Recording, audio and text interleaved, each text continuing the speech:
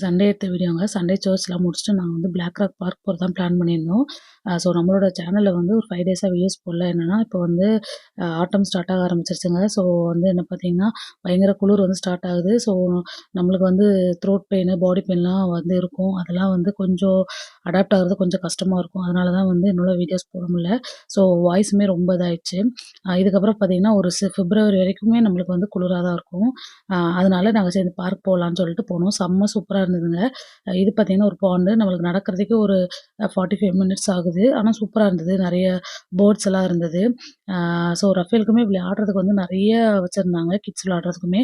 நம்ம வந்து இந்த இடத்துக்கு போம்போது ரொம்ப காமா, பீஸா இருந்தது. நம்மளுக்கு டைம் போறதே தெரியல. ஒரு 3 ஹார்ஸ்க்கு மேலயே நாங்க உட்காந்து ஸ்பெண்ட் பண்ணிட்டு வந்தோம். ஆ ஸோ வந்து சூப்பரா இருந்தது. யாராவது வந்து அயர்லாந்து, பிளாக் ராக் போகணும்னு நெனச்சீங்கன்னா, இந்த பிளேஸ்க்கு போங்க. சூப்பரா இருக்கும்.